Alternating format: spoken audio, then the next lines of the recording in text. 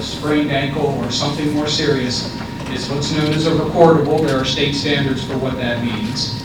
And this blue bar across the top is the average for our kind of business in Oregon. So heavy highway construction in Oregon, that's the state average. Our goal is to be below the average.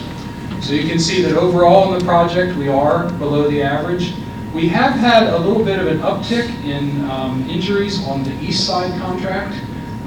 There was just quite a few very minor injuries over the summer, but nevertheless, those count. The other bars, the red bars, are a different indicator. That's what's called a lost time incident.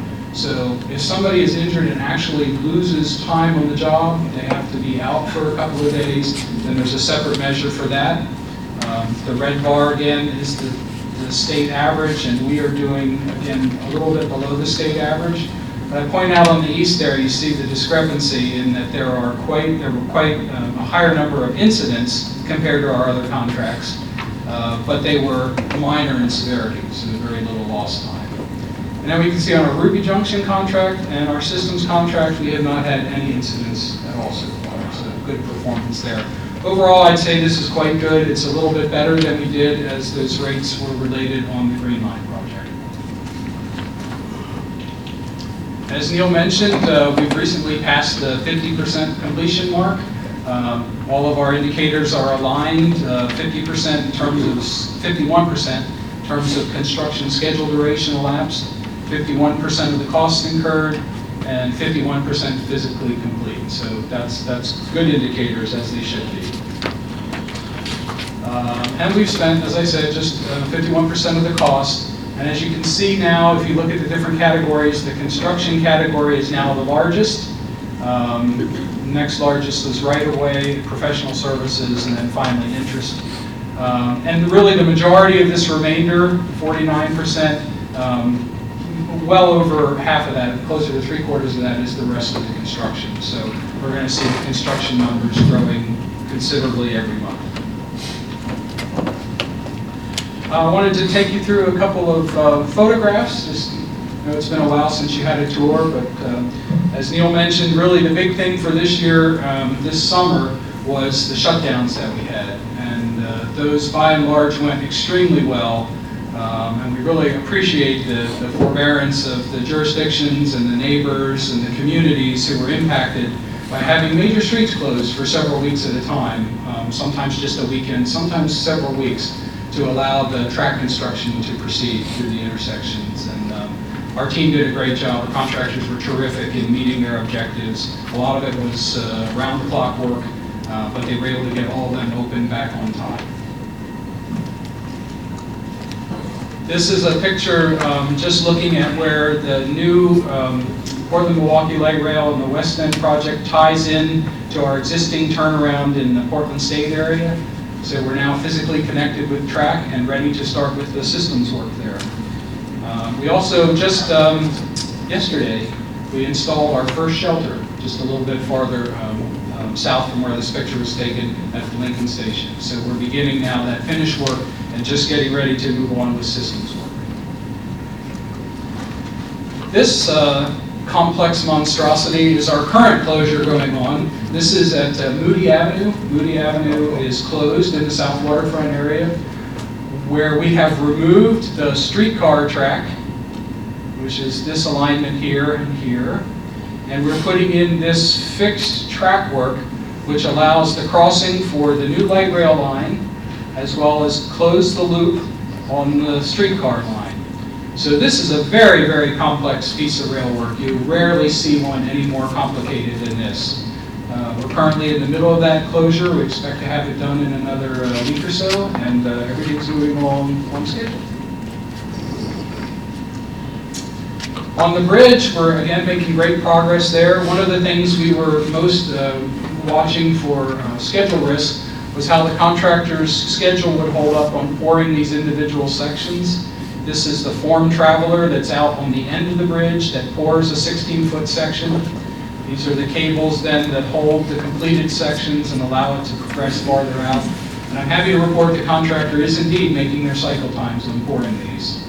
So this happens to be the tower on the west side. It's a very recent picture. We have 5 of the permanent cables installed, and that's out of a total of 10. And we're working on the third one on the east side. So that work is really going very well. Just another picture here looking up at the permanent cables, and then this is the temporary cable that's used alternatively with a permanent one. So bridge progress is excellent.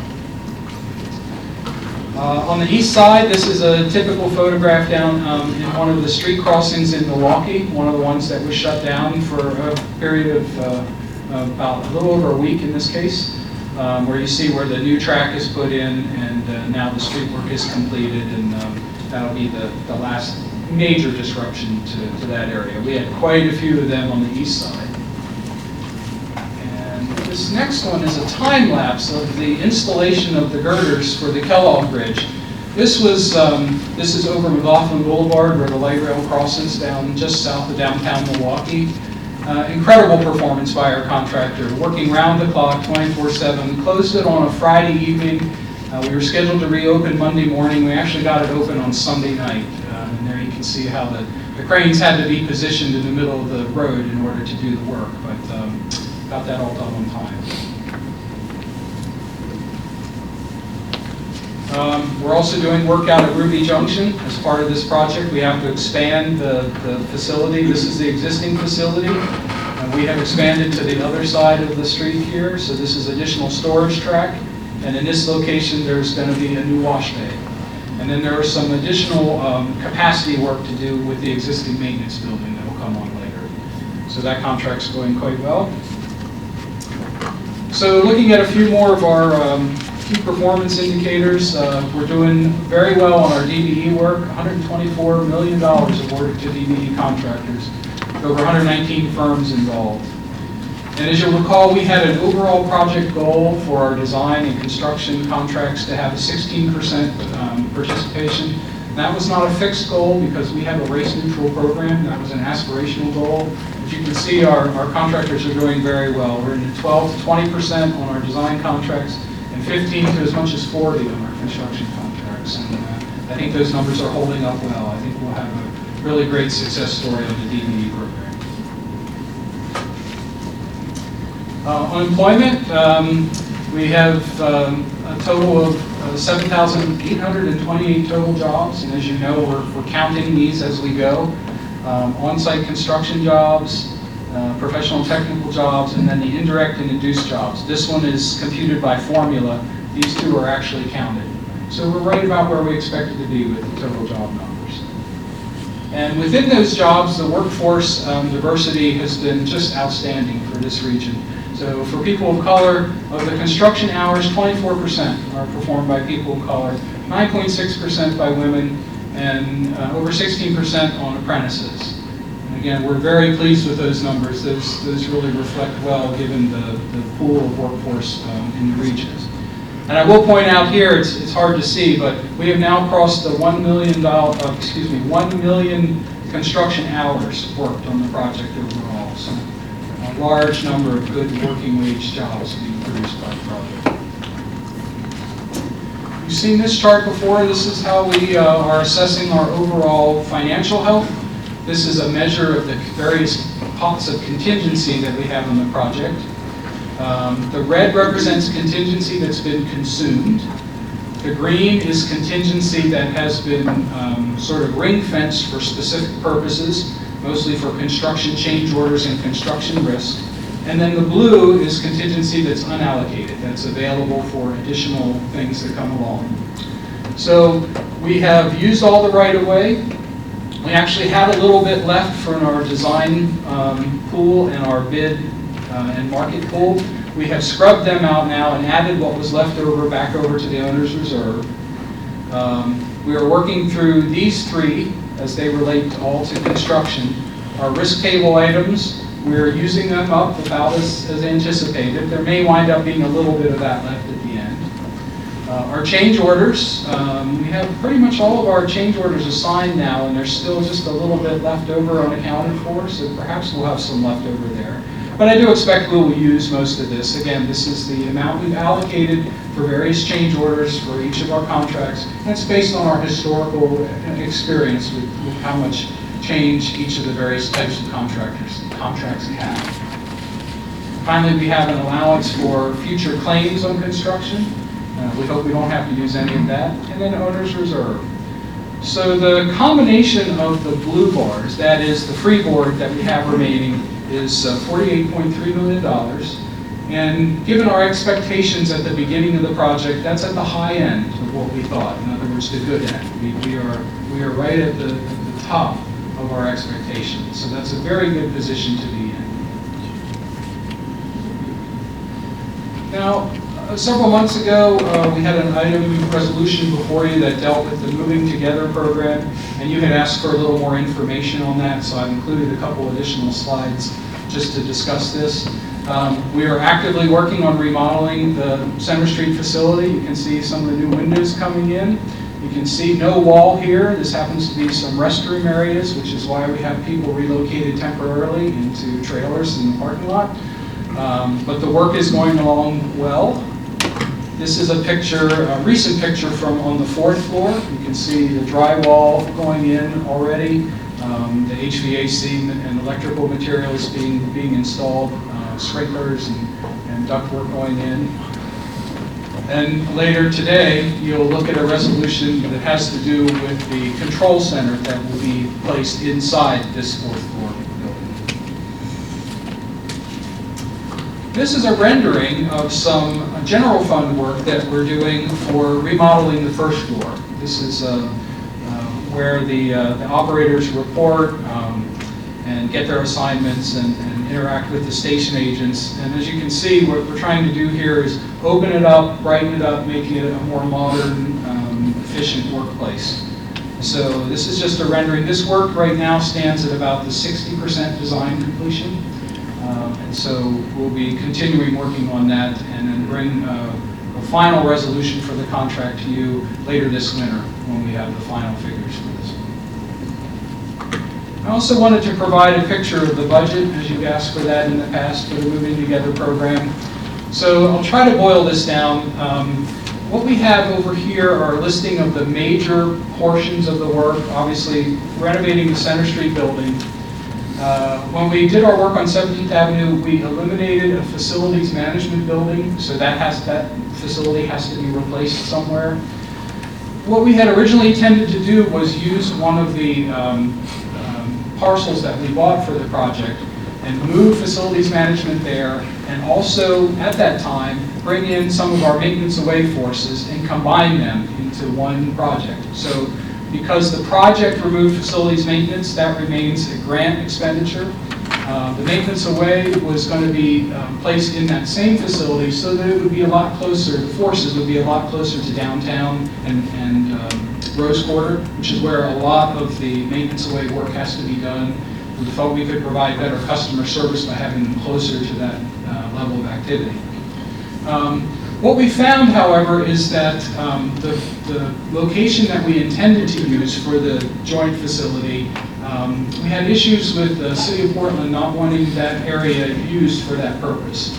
And there really is a better and higher use for that area than a facilities building with a lot of non-revenue vehicle parking.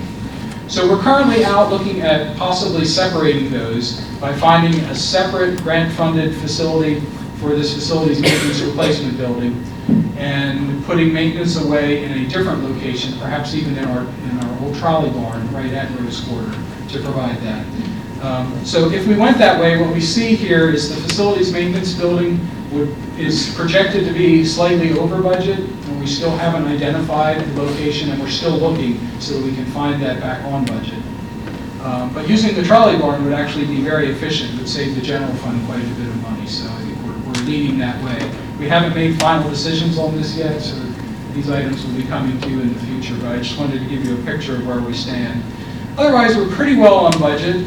The FFGA side of the Center Street building is on budget, and the resolution you'll look at today is in this category. The general fund additions to the Center Street work, primarily for end-of-life replacements of some old windows and other sprinkler systems and so forth, but also the first floor renovations. That's slightly over budget right now. Again, we're only at the 60% design, but that first floor is a little over budget. So we're working to bring that back down to our goals. If you look at the program overall, then you see that on the grant side, we're just slightly over budget projected, but well within our contingency remaining. And we haven't settled on that number yet. We're still looking to pull that down. On the general fund side, we are under budget, and I believe we'll be able to finish that way, notwithstanding whatever the price on the first floor renovation comes in. So I know that's a little bit complicated, but you had asked, and I'm doing my best to try to boil it down to the various funding sources and scope sources. And with that, I'll just ask if you have any questions. So, looking at the board, questions or comments? Talk about it. Oh, okay. Is this, still being the new person, which I could use for probably another 9 months. Good luck on that one. Yeah, LEED certification on the new building? And I mean, was that addressed, energy efficiency? I'm going to look to Dave Unsworth. Are we still working? Dave Unsworth is the project manager for the Center Street renovation contract. There's a question of meeting LEED certification and actually doing all the paperwork associated with LEED certification. Yes. So we are essentially meeting and tracking LEED certification, but may not be going through all the cost of securing a gold status. So we're windows being replaced, energy HVAC being replaced, and really paying attention to the greenness of it, but we may not, looking at budget, propose to go through the commissioning of all that work. Hey. Thank you. Any other questions? I guess I'd just make a comment. I was really pleased with the numbers I saw for the people of color and the women, especially in the workforce for this project. Those are commendable numbers, and that didn't occur without some outreach and some effort on anybody's part. So I just wanted to acknowledge that. We have good focus on that, and our contractors are really doing a great job trying to meet and exceed our expectations. Good. Congratulations on that. I would echo the same. I'm part of the South Waterfront Oversight Committee that had aspirational goals, the city and OHSU, and having true apprenticeships where a worker can learn their trade and then move on once this is done. So thank you very much for what you do. Pleasure. Thank you. All right, we're ready to move on to the regular portion of our agenda. And the first action item today is the consent agenda. There's only one item on the consent agenda, which is approval of the board minutes for September 11th, 2013. So do I have a motion to approve the consent agenda? So moved. I have a motion. Second. Motion and a second. I'm not sure which one went first there. I think it was Director Zaragoza. Oh. All right. Any discussion or changes on the minutes? All right, with that, all those in favor of the motion to approve the consent agenda, please signify by saying aye. Aye. Any opposed? Seeing none, the motion is approved unanimously. All right, let's move on to the resolutions. The first resolution we have is Resolution 13-09-54. And I'm going to read the title in full here because I think there's some important thing left off the agenda as part of this resolution title. So Resolution 13-09-54 of the Tri-County Metropolitan Transportation District of Oregon, TriMet, authorizing transfer of appropriated funds within the FY 13-14 general fund balance. And what was missing is for the purpose of reinvesting in frequent bus service bus operations. So I thought it was important that that's what we're talking about here now. So with that, I'd like to ask you, Mr. General Manager, for the staff report, and I know there's a few people who'd like to testify on this, and I think the board may have some comments after we're done. Very good, Mr. Board President, members of the board. Before you is this resolution that, as the board president noted, begins to restore frequent service. Just by way of a little bit of background, between 2009 and 2012, as TriMet faced budget shortfalls resulting from the Great Recession, we cut approximately 14% of our bus service. And that occurred everywhere and included a great deal of sort of very valuable service, including primarily on our frequent service lines. The cuts were felt by everyone, and that's what, when I go around the community and talk to rider groups, I hear most about is restoring frequent service as a real priority. And when you predecessors, you and your predecessors made these cuts, there was a commitment to the community to restore the sufficient service when funding became available. And I think it's very core to you and everything that we do is providing that service is really central to everything that TriMet is as an organization. As I reported to you over the last couple of meetings, we have identified about $2 million in ongoing revenue or budget improvement that we have. It really comes from two sources. One is from additional revenue that we saw out of our ad contract. Again, we expected those revenues to drop. They did drop, but not as much as we thought, and because of the competitive nature of our procurement, and we actually secured about $1 million a year more than we were anticipating in our forecasts. Second, with our non-union healthcare, we've actually reduced our premiums by about $1 million a year. That creates an ongoing revenue stream of about $2 million. And just to note that we told you again and again, and we'll share with you once that comes up for a little bit more. And if I could ask Eric and Eric Hesse and John L. Bell to join us. Frequent service is a very efficient service for us and very important to large sectors of the community. And it has about a 35% fare recovery. So what that means is the $2 million investment in subsidy can actually buy on order of $3.1 million in new service for our customers. We are able, with this account, if you will, to restore about a third of the frequent service that we have lost. It will take 10 frequent service lines and restore the service. In our proposal that we'd like to begin to review here today, improve the service levels between the morning peak and the evening peak. So that all day long, from beginning of the morning to the end of the afternoon peak, we have that 15-minute service restored. This would bring all 12 frequent service lines up to that standard, but I would just remind you that in the past we've restored that interval on 2 of our lines, the number 4 division and the 72 on 82nd and Killingsworth. I'd also note that there are strong benefits to low-income and transit-dependent communities from this service. And I'd also remind you that the frequent service actually carries 58% of our bus riders. So this is very essential and very important service to us and to our customers. And I would just note that I know you'll hear testimony today about the transfer extension, and I would just like to make the point that I think these are 2 separate considerations for the board. At this time, I'm recommending what we said we've done, which is prioritize restoration of that service. We can certainly continue to consider the transfer, and I know that you will want to do that. But there are lots of different built-in subsidies within our fare program that we should, I think, begin to evaluate as a totality. And again, my hope is that the retreat will provide an opportunity for us to do that.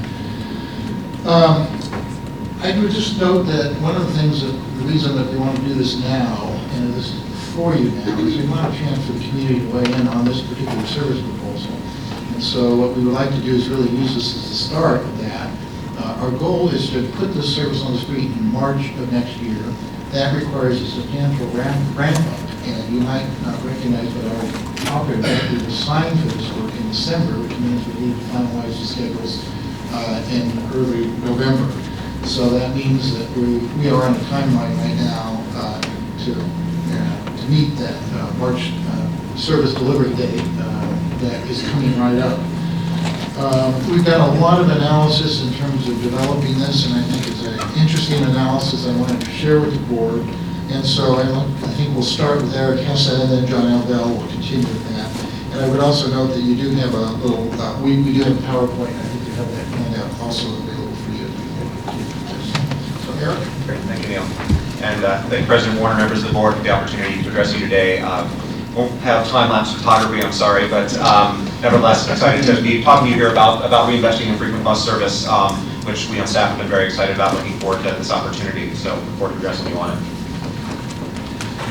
Before sort of reinforcing some of the points that Neil made about the proposed prioritization, did want to just step back a little bit and remind you about why frequent service and the frequent service network is so important to TriMet and to our riders.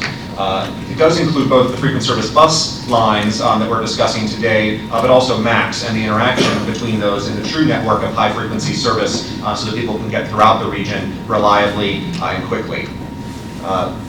The frequent service bus network really did start back in the late 90s as we realized that some of the lines that had the highest frequency really were the most productive lines. We're getting people there. We could put the best service out in places where the highest demand was and move people again quickly and efficiently through the network that way. Starting in 1998, there were 4 lines that were that level of frequency throughout the day, 7 days a week. And then we aggressively grew that network to 14 lines, consolidated to 12 lines, so basically the same service there, which we've been able to sustain until the Great Recession forced the cuts that Neil documented that we were and your predecessors were choosing to do, and now the opportunity is to restore that. And so really want to emphasize how important this is to our service and why restoration is there. And really it comes down to the fact that it is most useful to our customers for a few key reasons that I'll highlight. We do know from the customer research that we've done and other industry experts that frequency really is the attribute that the riders value. And that's because it really does create more options. It minimizes the amount of time waiting for the service and also waiting for transfers there. And so it's really a key piece. But importantly, that only functions when it is a network. And so the network effects are really important. And that's why we're interested in moving these together at once so that it's all the lines that are getting improved, even if we can't do it across the entire span of time for the day quite yet. Neil did mention that 58% of rides are currently taken on these 12 lines in our frequent service bus network. And that's using only 48% of the bus hours. And so you can tell these are productive workforces of our system that are more efficient on average than others. And that translates into cost effectiveness for the agency, so we can stretch those scarce dollars further into service.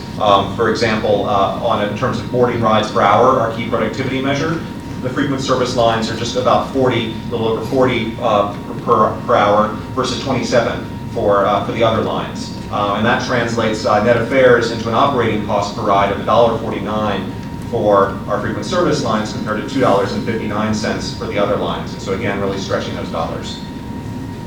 So that's really why the network is so important for us to do, and why the reinvestment priorities that we've analyzed, really looking at our key operational considerations and the service demand we see there through a transit equity lens, leads us to recommend what Neil laid out and summarized here. Also, I would just point you, in addition to the resolution, there was the additional background information memo that also summarizes this proposal. So if you want to be referencing that as well. And again, this is really restoring to that 15-minute service standard that frequent service has been branded on since the late 90s for the 10 frequent service lines, which would bring all 12 lines of the network back up, given that the 4 and the 72, as Neil noted, have been there due to the service demand that we've already seen. We've already made reinvestment in that, and the fact that 72 had been such a strong line, we didn't really touch that much in the midday. This is estimated to cost, still working on schedules as Neil noted, roughly $1.5 million annually of net of fares, out of that $2 million. But again, a large chunk focused across the entire network in order to deliver those network effects. We then also looked through the same operational lenses and a transit equity lens to make sure that we're benefiting, really focusing on the ridership benefits, transit equity considerations, and other community livability goals such as access to affordable housing and jobs, including retail jobs. And Jonelle will talk a little bit more about that in a bit. So what did come out of that, important to note, is really the line 4. Again, already having restored that service because of the demand we saw, really coming out of that analysis was weekday evenings to continue that span of service at 15 minutes throughout the day during the week, but also Saturday. We were hoping we could fit Sunday in there, but in the current budget availability, that's not quite ready yet, but we look forward to being able to do that in the near future.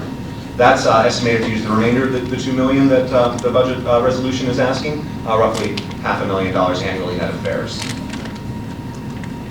So just a little bit more about the operational considerations that we focus in on. We certainly did focus on maximizing ridership in order to benefit the most people, most cost effectively. But we also have seen that this really benefits a high number of transit-dependent riders, which Donnell will tell you about. We then made sure to combine that ridership potential with an assessment of where on-time performance issues are emerging on these lines and overcrowding issues, because we want to ensure that this service is dependable for our customers. When they get there, they know it'll be there on time, and they know they can get on that bus that's on time. So those are other key considerations that we took into account in making this recommendation.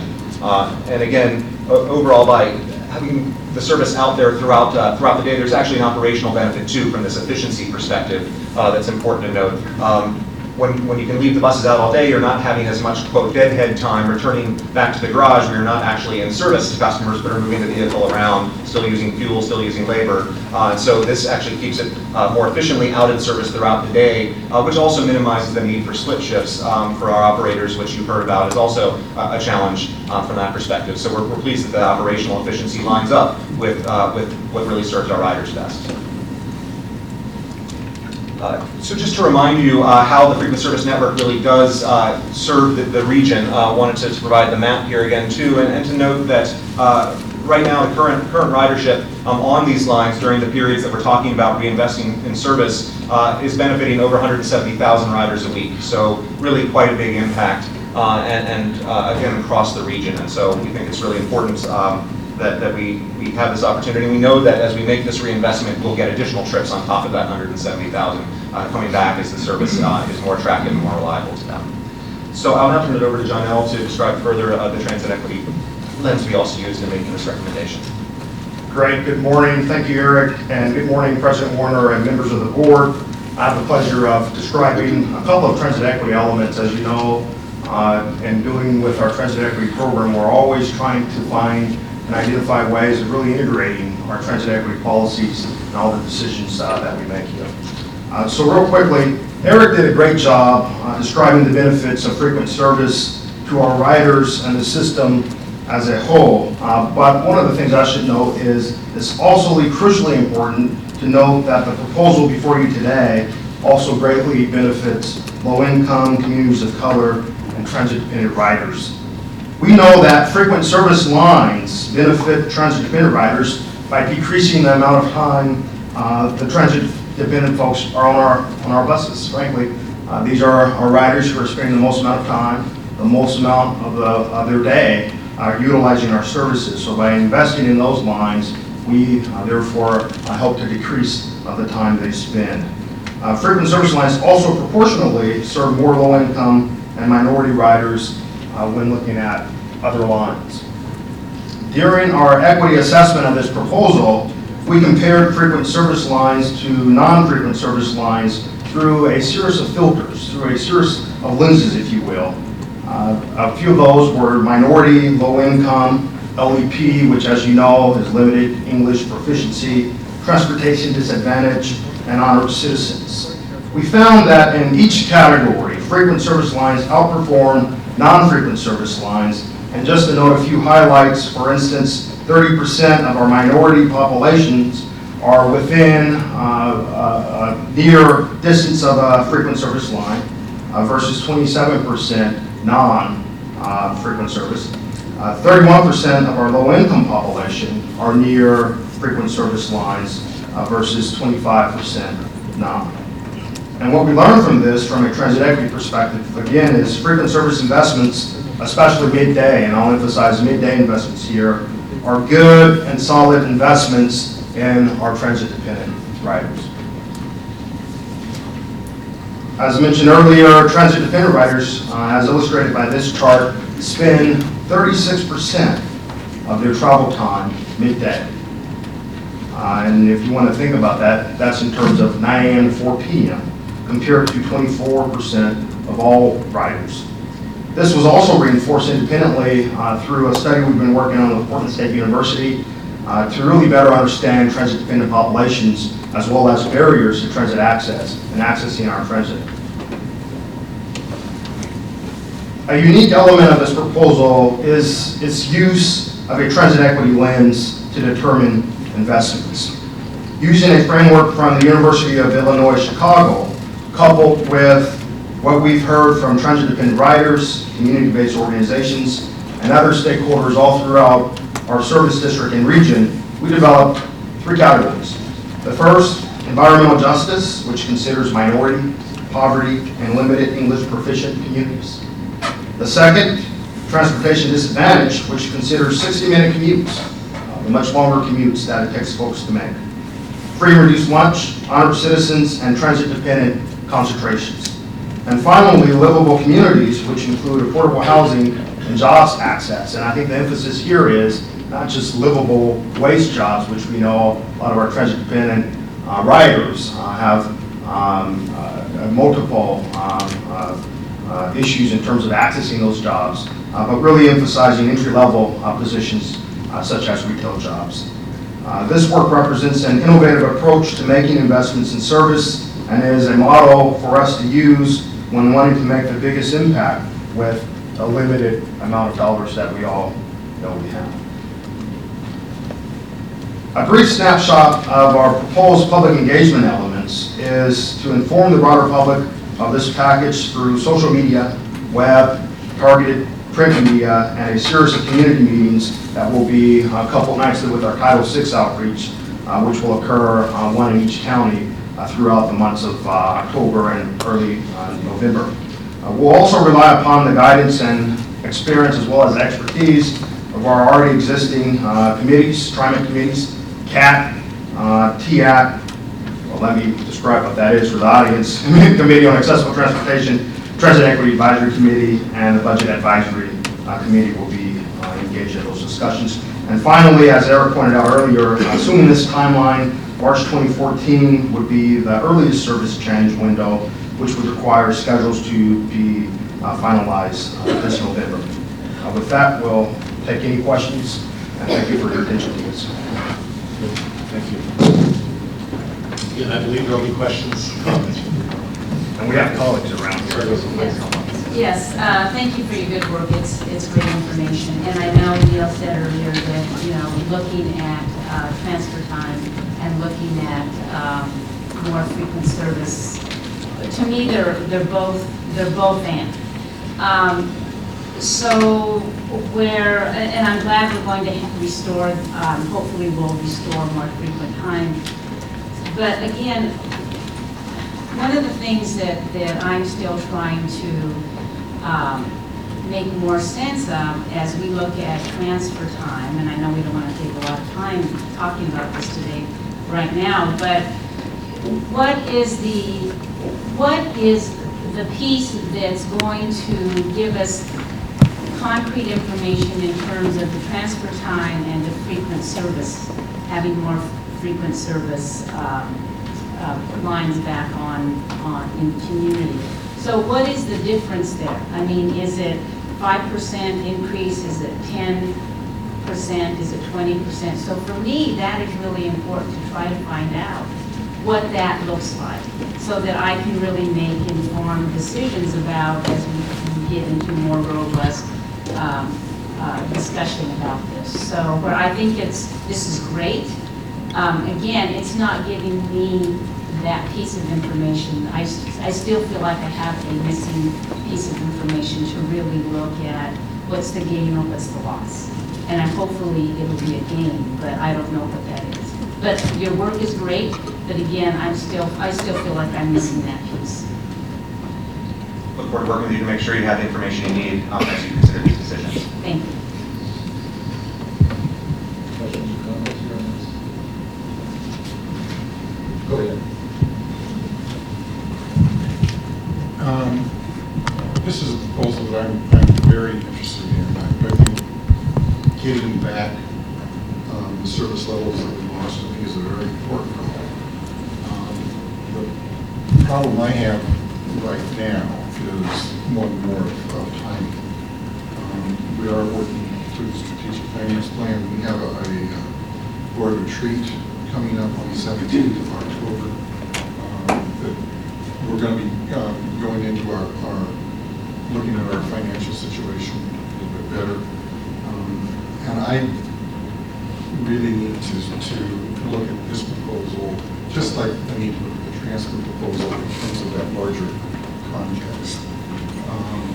So while this is something I'm very interested in, I'm not going to be ready to take action on it today. I'm welcome the discussion. If we've got people that are here to address it, I really relish their input. This is something that I'm going to need to look at, and I'm really going to need to have the experience of our retreat before I to go. I think others feel the same way. I do feel the same way as Director Prosser in that regard, because we want to take that long-term approach. Director Saragosa was talking about and referencing, the transfer times and all of that, and we heard the presentation a few weeks ago in regards to the transfer times and its impact, and I agree with Neil in regards to I don't think they have to be interdependent. I think they can be separated, and they're two different things that we as a board can consider independently.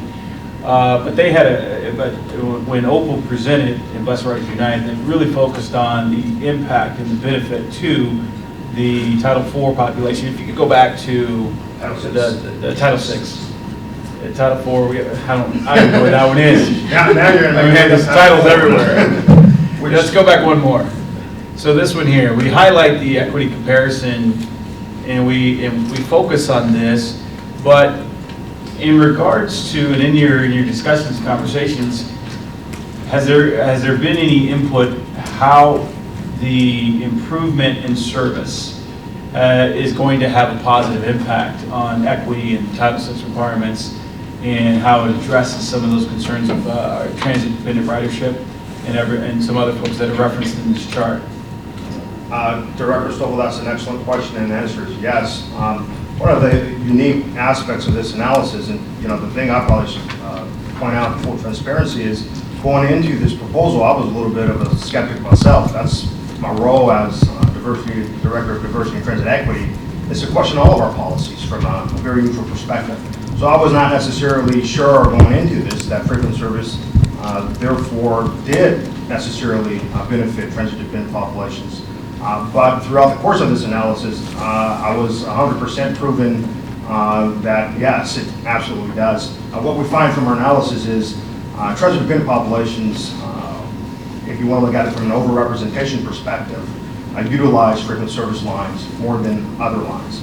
And so any investments in frequent service lines is therefore, from my view, a solid investment in mitigating, reducing the time spent for transit-dependent populations, specifically Title VI populations, and looking at minorities, which are protected classes, as you know, and also huge concentrations of our low-income communities. So there's a direct link. Dollar spent in investing in frequent service is a dollar that benefits transit-dependent riders. So just on the surface, and I like Director Prosser is I'm a fan of improving service significantly. This is something that, after all the things that we struggled with over the last year, being able to improve frequent service is something it's really exciting. I am of the same perspective that it'd be great to be able to do that today, and we can get some feedback and great feedback. But I think the general public also is requiring this board to take some hard looks at things and making sure that we're making decisions going forward that benefit the entire community and benefit everybody that rides the system and utilizes the system. One final question in regards to kind of that perspective is that so this doesn't just benefit transit-dependent populations and Title VI populations. It benefits across the board. It benefits choice riders. Every rider that rides the system benefits. 58% of our bus riders actually ride these frequent service routes. That's true. Director Stovall, the way I like to think about this is the frequent service lines benefits all of our riders, especially our transit. Especially the transit. Excellent, thank you. Any other questions or comments? Just a comment, Mr. President, if I can. I do agree that the reinvesting in frequent service is of importance, and that is something that we should do and we should look at. However, I'm very cautious And the caution is that we want to make sure that whatever we are able to do, there is some sustainability to it. I would hate to, that's probably not a good word to use, I would not like to see us put something back in and then in the next budget cycle, because we haven't finished the financial strategic plan, have to bring it back down. I also could agree that perhaps this frequent service, as well as what we would talk about, transfer policy, could be considered separately. However, there is an impact on both, whether it's considered separately or in concert with each other. And I must also say is that having read through some of the transfer policy papers and presentation, I am not sure it addresses the issue of mitigating what we totally want low-income riders. It is one thing that has been presented. I believe that there could be, and possibly other options that we need to consider and do some investigation to find out. And I will be one encouraging the board to see if we can do that, board perspective, and bring back some more information of other options that we can consider to help mitigate this thing of low-income ridership in terms of transfer or affordability. Thank you. All right, so with that, before we get into the public testimony, I think what you're hearing here right now from the members who have talked so far, and I think I've talked with most of them individually, I think what you're seeing is restoration of service, and especially the frequent service, bus service and rail service is really important to this board. But what you're seeing is we're not ready to make a decision today on this resolution, because we want to take into consideration the strategic financial plan. We want to look further at the fare policies, specifically the transfer policy that Opal and Bus Riders Unite have brought forward to us. I think the board is also, I think in the last budget discussion, wanted to talk about our honored citizen and student passes. And I think I'd like to hear a little bit more about how our low-income mitigation program is actually working and how at what level it's working. So my hope is that at our retreat we can have as I think a number of folks have said, a learned and robust discussion about these issues, because they do all fit together. And I want to make sure that we make a decision that is, I think sustainable is a good word for the long term, and really helps provide the most benefit for the most folks. Because I know the service reductions and the elimination of reduction of frequent service hurt a number of folks and lengthened their commutes and made it a whole lot harder for them to get to where they are. So those of you who are coming up to testify, please understand that we are going to be having a much more discussion on this, but we want to hear your input specifically regarding this frequent service. But understand we're going to be looking at all those other issues at our discussion on the strategic finance plan at the next meeting, as well as on our retreat coming up on the 17th. So with that, right? Sure, please. Would it be possible to make the plans for March next year, hoping that the board will come to a resolution within 3 or 4 weeks? So greatly appreciate the question, because one of the things I would like to just ask, I understand the hesitancy of making the decision right now in terms of the budget itself, but if we could continue as a staff communicating with our stakeholders, our riders, and about this proposal, so that we get feedback from them,